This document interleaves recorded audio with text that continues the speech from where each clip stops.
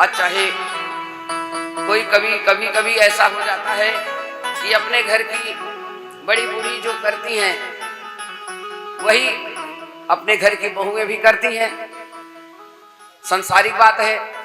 अब आप लोग जैसे श्राद्ध करती हो, आपकी सास कर रही थी, हम हमारे भाई खानदान में ही होता है, हम भी ऐसे ही करेंगे।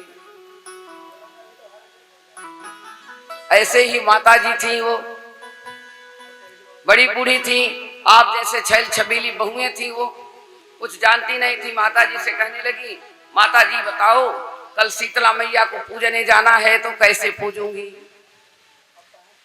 तो माता जी कहने लगी, जैसे जैसे मैं करूंगी वैसे वैसे तुम भी करना। नहीं नहीं बहुएं 4 बजे उठी, भोजन बनाना, ठंडा हो जाएगा, ठंडा भोजन शीतला माता को देना और हमारे साथ साथ चलना। मैया अपने सिर पे रख ली थाली, जय हो जय हो, अपने सिर पर थाली रख ली और चल दी। पीछे पीछे बहुएं भी चल गई और पीछे पीछे बहुएं जा रही हैं। माता आगे आगे जा रही है, पीछे पीछे नई नई बहुएं थी, वो भी इतना घूंघट करे जा रही हैं। पहले बड़ी बूढ़ी भी इतना पर्दा करती थी, सबको मालूम है अपने जमाने में। हमारी दादी थी 90 साल की, हमारी माता जी इतना अभी तक रहता है, इतना 90 साल में पर्दा नहीं हटता सिर्फ। तो मैया जाते रही, बुढ़ापा तो है ही। चौराहा आया तो चौराहे पर लोग पानी डालते हैं, जल डालते हैं, बहुत औरतें डालती हैं जल। तो चौराहे पर जल डालना हुआ और मैया क्या करी, सिर पर थाल पुआ पकवान रखी, बस वो बूढ़ी माता वहीं बैठ गई,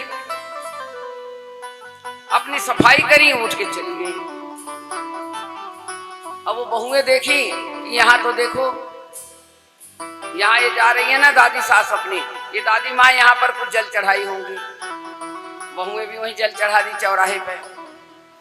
और माता जी को तो बाथरूम लगा हुआ था, वो थाल उतारे कैसे, हाथ का लोटा कैसे उतारे, चौराहे पर वहीं बैठ गई। वो समझी कि इन्होंने जल चढ़ाई है, वो भी जल चढ़ा दी वहीं पर। आगे चौराहे पर चली गई तो देखने लगी कि माता जी यहाँ पर पुआ चढ़ाई है, तो चलो पुआ चढ़ा दिया, कोई बात नहीं। अंदर शीतला माता की पूजन हुआ, पूजा करके माई आई बाहर, बहुएं भी आई।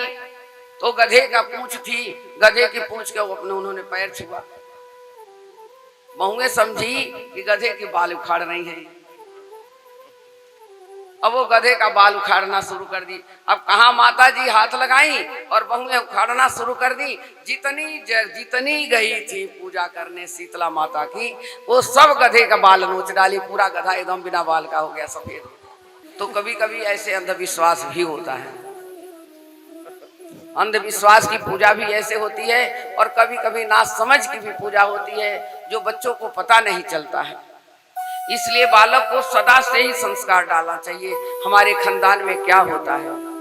ऐसे भगवान का दर्शन मिलता है। ऐसे करते करते 300 आदमी हो गए, नाक काट लिया अपने। अब भगवान दर्शन देंगे?